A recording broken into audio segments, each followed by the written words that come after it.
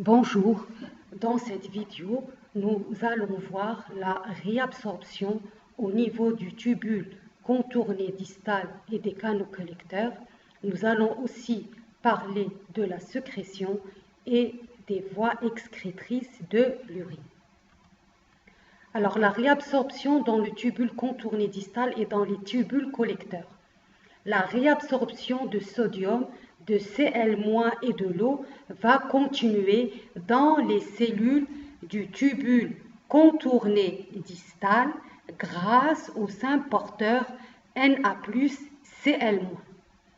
Toutefois, un ajustement définitif sous contrôle hormonal du volume de l'urine va s'effectuer dans les dernières parties du système tubulaire. Ainsi, afin de maintenir une balance sodée et hydrique exacte, une réabsorption extrêmement précise et régulée de sel et d'eau va se produire dans la dernière partie du tubule contourné distal et dans les tubules collecteurs sous l'action de deux hormones principales, soit l'hormone antidiurétique, l'ADH, et l'aldostérone. Alors, on va commencer par l'aldostérone.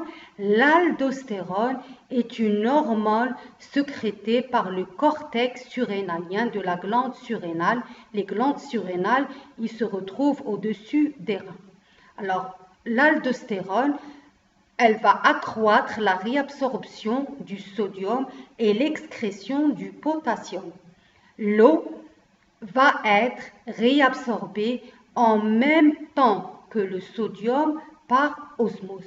Donc, si la concentration en Na+ dans le sang diminue, cela va stimuler au niveau de la cortico-surrénale l'aldostérone.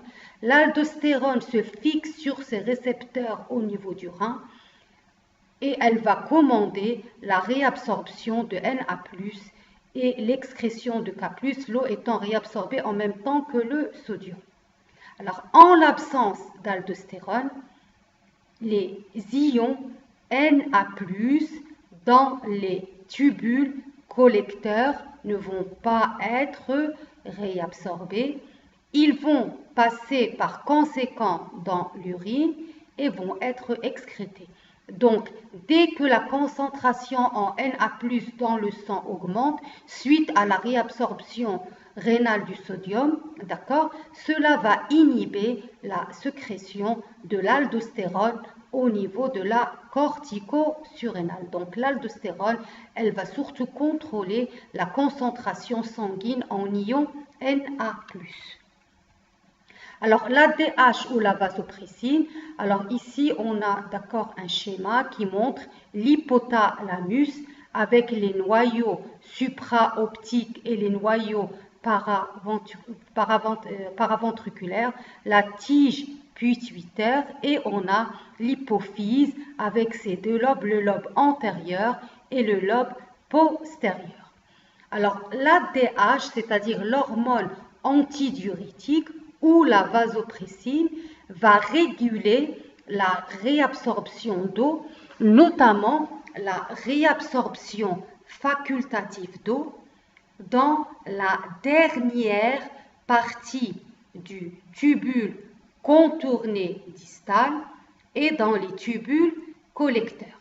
Alors, l'ADH est une hormone synthétisée par l'hypothalamus et stockée dans la post-hypophyse. Elle est synthétisée au niveau de l'hypothalamus par les noyaux supraoptiques et les noyaux paraventriculaires. Elle passe au niveau des terminaisons synaptiques qui font synapse avec le système porte-hypophysaire et elle est déversée au niveau sanguin, au niveau de la neurohypophyse. Donc ici, vous voyez les corps cellulaires des neurones des noyaux supraoptiques et paraventriculaires où la DH est synthétisée. d'accord, elle va être véhiculée au niveau des axones, elle va passer par la tige pituitaire. Les terminaisons des axones font des synapses avec le vaisseau sanguin, le système porte-hypophysaire, d'accord. Alors, la sécrétion de l'ADH est régulée principalement par l'osmolarité du milieu intérieur. Les osmorécepteurs sont situés au niveau de l'hypothalamus. Donc, au niveau des deux noyaux, d'accord, hypothalamiques, on a des récepteurs qui vont détecter l'osmolarité, d'accord. Donc, la sécrétion de l'ADH, elle est régulée par l'osmolarité, d'accord, du milieu intérieur. Alors, quel est l'effet de l'ADH? Alors, par exemple, lors d'une diminution de l'osmolarité, lors d'une hyperhydratation, la sécrétion d'ADH va être inhibée. Alors, il en résulte que la paroi des différentes parties du tubule rénal devient imperméable à l'eau, d'où la diminution de la réabsorption de l'eau et l'augmentation de l'excrétion d'eau. Le résultat, c'est l'excrétion d'une urine hypotonique très diluée. On peut avoir jusqu'à 20 litres par 24 heures. Par contre, lors d'une hausse d'osmolarité, par exemple, on a une déshydratation, la sécrétion d'ADH va augmenter, ce qui va augmenter la perméabilité à l'eau des membranes apicales des cellules tubulaires, d'où l'augmentation de la réabsorption d'eau et une plus grande quantité d'eau va passer du filtrat vers le milieu interstitiel, puis vers le sang, d'où la diminution de l'excrétion d'eau et la production d'une urine hypertonique très concentrée. On peut avoir jusqu'à 400 à 500 ml par jour. Donc, lorsque la sécrétion d'ADH est diminuée, la réabsorption au niveau du tubule rénal de l'eau est diminuée et la production d'une urine abondante est diluée. C'est-à-dire on a une augmentation de la diurèse. La diurèse, c'est l'élimination de l'eau. Lorsque la sécrétion d'ADH est augmentée, on a une augmentation de la réabsorption d'eau au niveau du tubule rénal, d'où la production d'une urine moins abondante et plus concentrée. Donc, on a une diminution de la diurèse. Donc, lorsque la quantité d'eau dans le milieu intérieur diminue, c'est-à-dire lorsque l'osmolarité augmente, au niveau de l'hypophyse, il y aura sécrétion de l'ADH et l'ADH va augmenter la réabsorption de l'eau, d'où la diminution de la diurèse, c'est-à-dire la diminution de l'élimination rénale de l'eau. Alors, quels sont les effets cellulaires de l'ADH ou bien le mode d'action de l'ADH? Alors, ici, on a en rouge le milieu sanguin, le milieu interstitiel ici en bleu, et en rose, on a la cellule du tubule rénal. Alors, l'ADH va se lier au niveau de la cellule rénale à des récepteurs de type V2 qui sont situés sur les membranes basolatérales des cellules de la portion terminale du tubule collecteur distal et des tubes collecteurs. D'accord? Alors la membrane basale, c'est celle qui fait face au compartiment sanguin. La membrane apicale, c'est celle qui fait face à la lumière du tubule rénal. Alors la liaison de l'ADH à son récepteur va stimuler une enzyme l'adénylate cyclase ou bien l'adényl cyclase. La stimulation de cette enzyme va provoquer la dégradation de l'ATP en AMP cyclique. L'augmentation du taux intracellulaire en AMP cyclique va activer une protéine kinase de type A. L'augmentation de l'activité de cette protéine kinase va activer des enzymes phosphorylases dont le rôle est de phosphoryler des protéines situées dans les vésicules intracellulaires. Alors, une fois les protéines des vésicules intracellulaires phosphorylées, ils vont fusionner avec la membrane apicale de la cellule du tubule rénal. Alors, dans leur membrane, ces vésicules contiennent des canaux à eau qui sont représentés ici en bleu, c'est-à-dire des pores. Alors, ces canaux, ce sont des protéines de 29 kilodaltons. On les appelle l'aquaporine 2. D'accord, des canaux qu'on appelle l'aquaporine 2 et qui vont rendre la membrane perméable à l'eau. Donc, ces vésicules intracellulaires contenant des canaux perméables à l'eau vont fusionner avec la membrane apicale et les canaux vont être positionnés vers la lumière du tubule rénal de telle façon à laisser passer l'eau. Alors, donc là, on a un récapitulatif de la réabsorption au niveau des différentes parties du tubule rénal. Alors, comme on a vu au niveau du tubule contourné proximal, le sodium va être réabsorbé par un mécanisme de transport actif primaire. Le glucose par un mécanisme de transport actif secondaire de type sympore avec le sodium. La plupart des cations, c'est un transport actif cotransport avec le sodium. La plupart des anions sont transportés passivement. Alors l'eau, on a dit que c'est une réabsorption obligatoire qui a lieu quelle que soit la quantité de l'eau au niveau de l'organisme. Elle n'est pas réglable. Cette réabsorption obligatoire, elle est consécutive à la réabsorption des solutés. C'est-à-dire que la réabsorption d'eau se fait par osmose. Alors, l'urée et les solutés liposolubles sont réabsorbés par diffusion passive. Alors, au niveau de l'anse de Henle, on a dit que l'anse ascendante était imperméable à l'eau, mais perméable au sodium, et de ce fait, elle effectuait une réabsorption obligatoire. On a une réabsorption, d'accord, on a au niveau, de la branche ascendante, donc on a cette branche, elle est imperméable à l'eau, mais elle est très perméable au sodium, d'accord. Au niveau de la branche descendante, c'est une branche qui est imperméable au sodium, mais qui est très perméable à l'eau. Donc, au niveau de l'anse de Henle, on a une réabsorption obligatoire d'eau par osmose et on a un transport actif de sodium.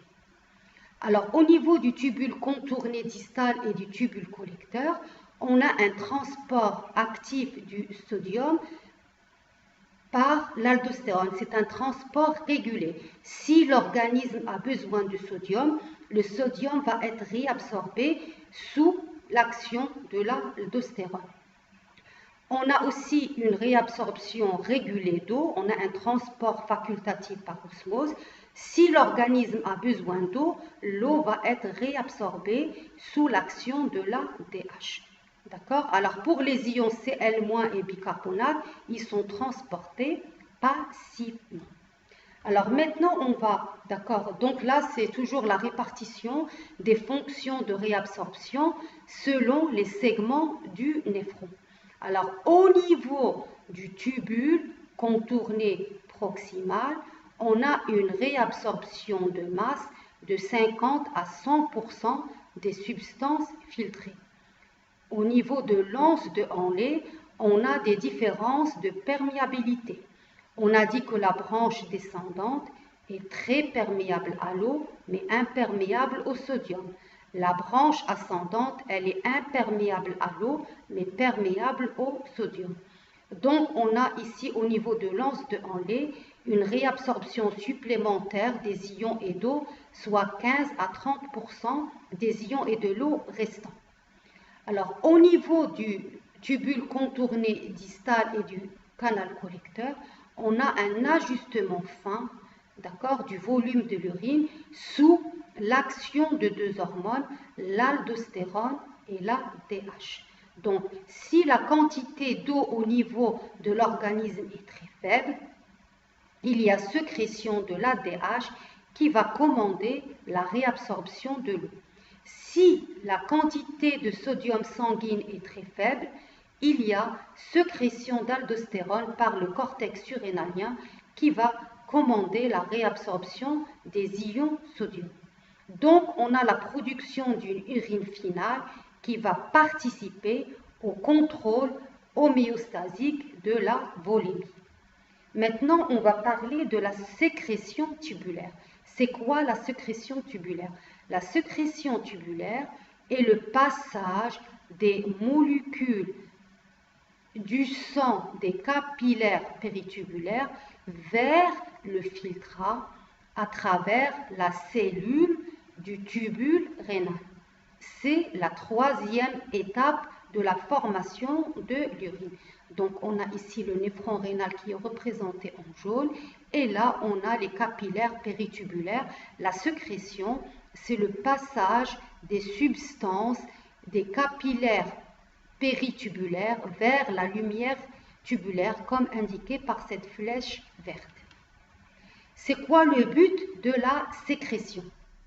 La sécrétion a pour but d'éliminer des substances qui n'ont pas été filtrées, notamment certains médicaments.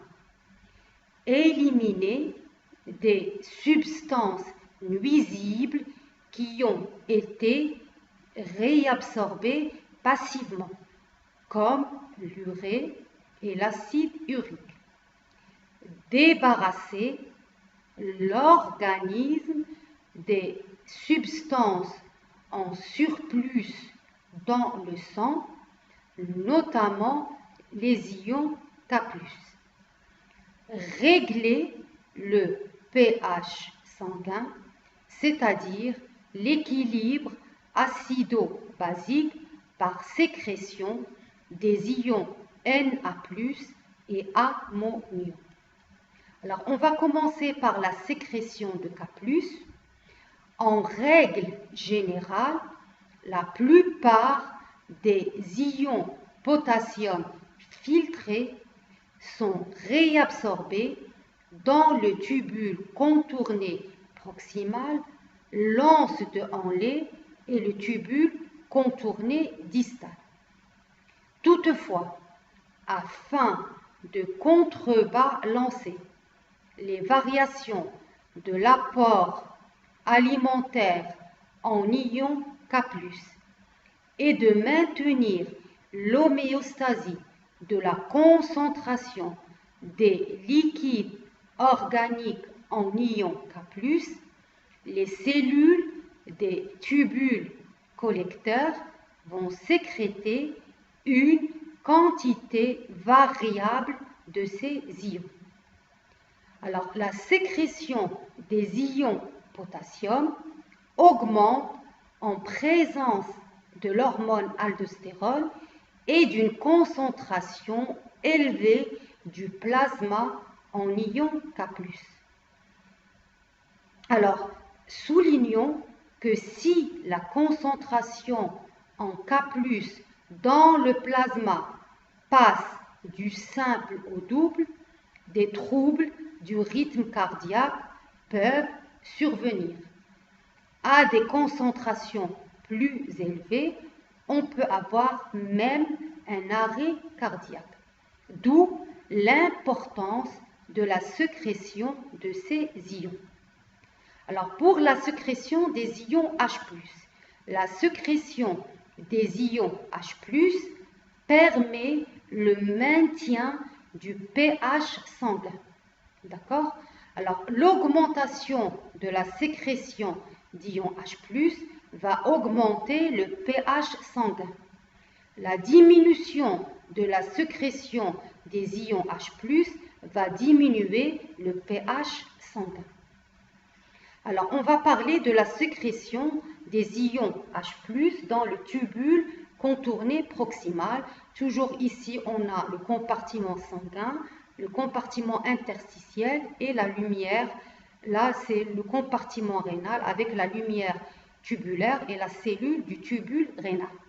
Alors, dans le tubule contourné proximal, la sécrétion des ions H+ est effectuée par des antiporteurs Na+, H+, qui fonctionnent par transport actif secondaire. Alors, l'ion H+, sécrété dans la lumière tubulaire, réagit avec les ions bicarbonate HCO3- filtré pour former de l'acide carbonique du H2CO3. L'acide carbonique va se dissocier en CO2 et en H2O sous l'effet de l'enzyme anhydrase carbonique représentée ici par Ca. Le CO2 formé diffuse dans la cellule tubulaire, il s'unit à l'eau pour donner de l'acide carbonique qui va se décomposer en ion H+ et en ion HCO3-. Alors, l'ion HCO3- va ensuite traverser les membranes basolatérales pour rejoindre les capillaires péritubulaires à l'aide de symporteurs Na+HCO3- ou d'antiporteurs Cl- HCO3-. Donc, l'ion HCO3- ainsi régénéré va traverser les membranes basolatérales pour rejoindre les capillaires péritubulaires à l'aide de symporteurs Na+HCO3- ou d'antiporteurs Cl- HCO3-. Alors, la sécrétion des ions H+ dans les tubules collecteurs. Dans les tubules collecteurs, la situation est quelque peu différente car les ions H+ sont sécrétés par transport actif primaire. La pompe à hydrogène utilise elle-même de l'ATP et peut déplacer les ions H+ contre un gradient de concentration de 1000 fois. Donc, l'urine peut être jusqu'à 1000 fois plus acide que le sang.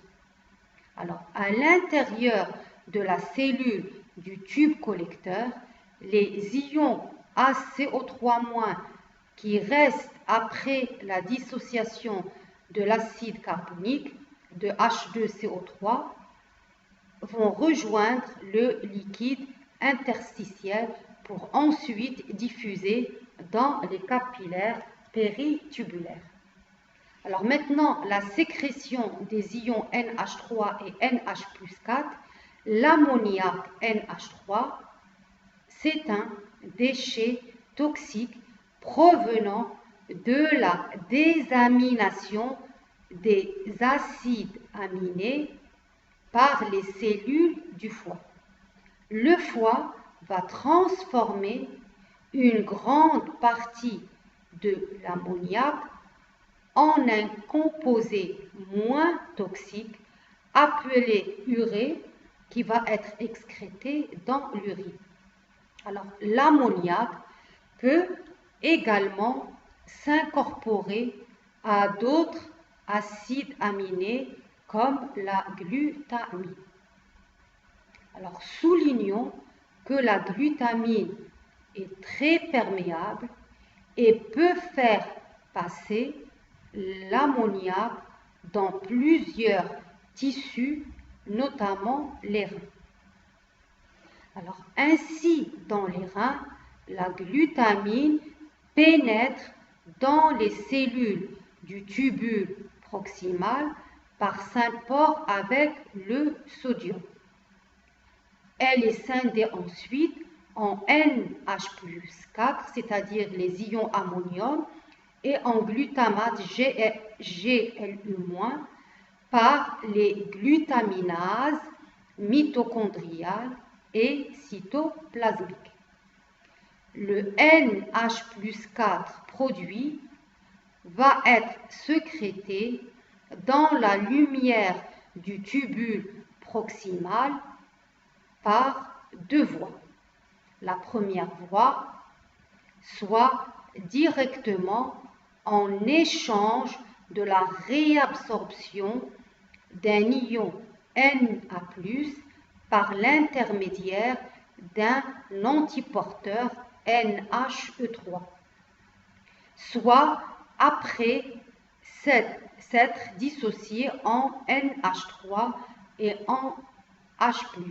Le NH3 diffuse dans la lumière tubulaire où il peut réagir avec l'ion H+ sécrété pour former de nouveau des ions NH+4 qui seront éliminés dans l'urine.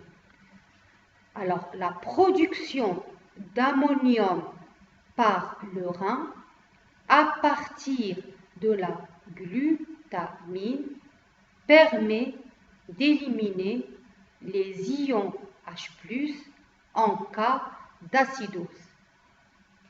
En effet, la production d'ammonium dans les tubules contournés proximaux dépend du pH sanguin. Elle augmente en acidose, c'est-à-dire lorsque le pH sanguin est inférieur à 7,35. Il diminue en alcalose lorsque le pH sanguin est supérieur à 7,45. Alors, l'ammoniurie, c'est-à-dire le taux d'ion ammonium dans les urines des 24 heures, va permettre d'évaluer la capacité globale du rein à excréter une charge acide. Les ions H+ sécrétés peuvent être également tamponnés dans la lumière du tubule par du phosphate et former des ions H2PO4-, c'est-à-dire du dihydrogénophosphate.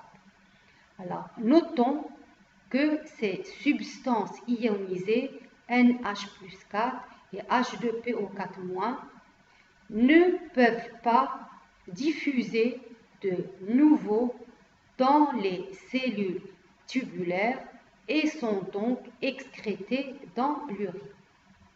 Alors maintenant, on va parler des voies excrétrices de l'urine. Alors, les voies excrétrices de l'urine comprennent trois composantes: les deux uretères, la vessie et l'urètre. Leur rôle principal est d'évacuer l'urine produite par les reins hors de l'organisme. Pour les uretères, il y a deux uretères, un pour chaque rein. Ce sont des tubes étroits d'une longueur de 25 à 30 cm environ. Ils prennent naissance dans le bassinet, quittent le rein par le hile pour descendre le long de la paroi postérieure de la cavité abdominale et aboutir dans la vessie. La principale fonction des uretères est le transport de l'urine depuis le bassinet jusqu'à la vessie. Alors, grâce à des ondes péristaltiques, ce sont des contractions périodiques qui vont débuter au niveau du bassinet rénal. Les urines descendent le long des uretères toutes les 20 ou 30 secondes plutôt qu'en flux continu. Alors, ces ondes péristaltiques entraînent l'ouverture du méa urétéral, c'est-à-dire l'ouverture dans la vessie de chaque uretère. Ce méa urétéral va être ouvert pendant quelques secondes pour laisser passer l'urine. Puis il se referme jusqu'à la prochaine onde. Alors, signalons que la fréquence des ondes péristaltiques va augmenter avec le volume d'urine produit. Plus le volume d'urine produit augmente, plus la fréquence des ondes péristaltiques augmente. Alors maintenant, la vessie se présente sous forme d'une poche dont la paroi épaisse est formée de tissu épithélial et de muscles lisses qu'on appelle le muscle détrusor ou le muscle vésical. Elle sert de réservoir à l'urine et sa capacité en moyenne, elle est de 700 à 800 ml. Alors, l'urètre, qui est la dernière partie du système urinaire, est un petit tube qui part du plancher de la vessie et qui débouche vers l'extérieur de l'organisme. Il permet de transporter l'urine de la vessie jusqu'au méa urinaire. L'urètre communique avec la vessie et l'extérieur par deux orifices. L'orifice se trouvant à l'apex de la vessie, qui est l'orifice urétral interne. Et l'orifice qui donne sur l'extérieur, qui est l'orifice urétral externe. Ces deux orifices sont entourés par des muscles circulaires appelés les sphincters. Le sphincter interne de l'urètre est formé de muscles lisses, alors que le sphincter externe est composé de muscles striés. L'expulsion de l'urine hors de la vessie, c'est ce qu'on appelle la miction. Alors, comment se fait le contrôle de la miction? La miction est assurée par une association d'un flux nerveux volontaire provenant du cerveau et involontaire provenant de la moelle épiliaire. Alors, chez l'adulte, la miction se produit quand le muscle détrusor se contracte et il se produit alors un relâchement réflexe du sphincter interne, c'est une commande involontaire, et un relâchement volontaire du sphincter externe, c'est une commande volontaire.